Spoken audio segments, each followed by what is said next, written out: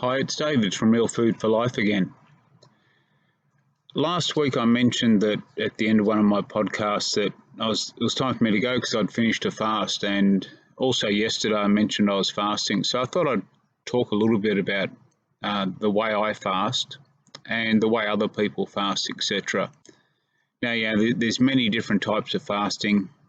Some people do IF or intermittent fasting. Others do 1 meal a day.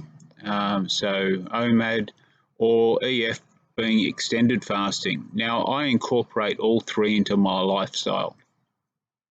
So if I'm doing intermittent fasting, I may opt for a 16 to 8 ratio or an 18 to 6 ratio a lot of the time. So that's where I'm not eating for 16 or 18 hours during the day, and then my eating window is either 6 or 8 hours. And so that way I'd have, say, a lunch, which most of the time looks a little bit more like a breakfast for most people because it'll have eggs, etc. And then I'll have dinner. If I'm having 1 meal a day, generally I'm doing it as my evening meal, and I'll incorporate most of my proteins and fats, etc., all in one sitting. Or else there's extended fasting where I'll go more than 24 hours. So currently I'm almost at the end of 48 hours, although I do say 2 days, 3 days or 4 day fasts. And it's something that you get used to. A lot of people say, how can you do a 4-day fast? It's probably a little bit like, I haven't gone beyond that, but I know people who've done 5, 6, 7 days and even more. And to me, that seems a little long, but only because I haven't pushed myself to go there. And I say push myself, I don't think it would be actually that much of a push, because generally once you get past that, say, first 24 hours, that it does become easier. So when I fast, I only have coffee, so I have black coffee and I have water. Sometimes I'll put some salt in my water, salt, maybe a bit of potassium or magnesium. I'll add to my water bottle, depending on how long I go.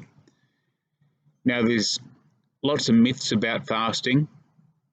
Some people feel that you're starving yourself, that it'll make your body lose muscle. It ruins your metabolism is one that you hear quite often. Dr. Ben Bikman, who studied this quite a lot, he states that fasting is a state where you have fat to burn and you don't cut muscle. Now, he says this is because the ketones are produced when you're in a low carb or fasted state, and they're actually muscle sparing. So I find that I don't lose muscle. I certainly burn fat while doing it, but again, it's not the reason I actually do it.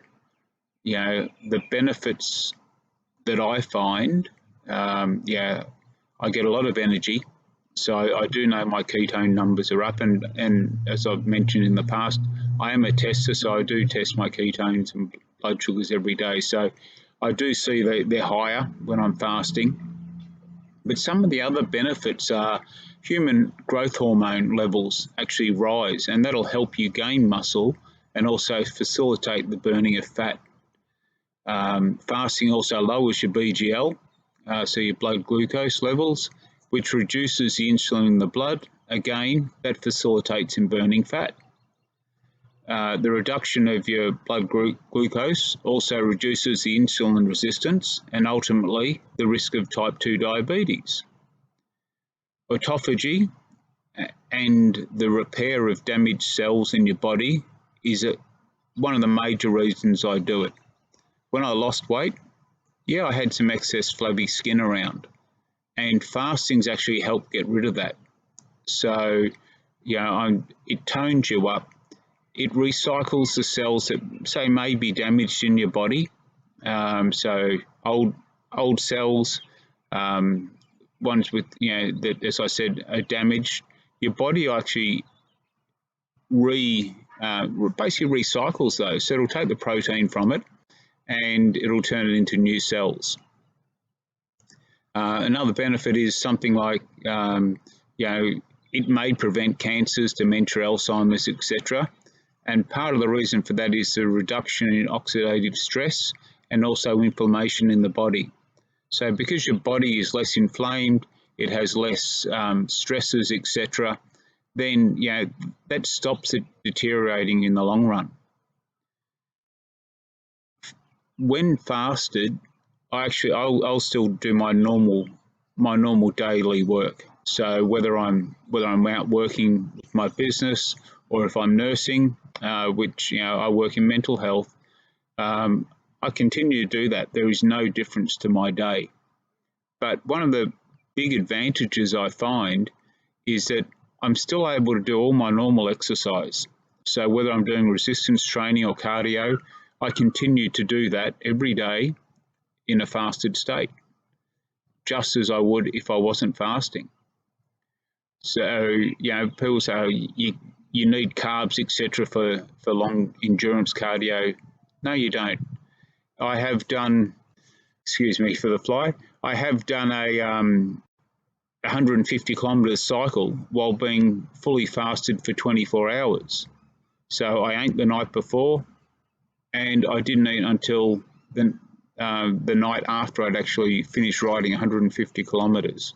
So that was around 7 hours of exercise. And it wasn't a sprint or anything, but I was able to do it without a problem.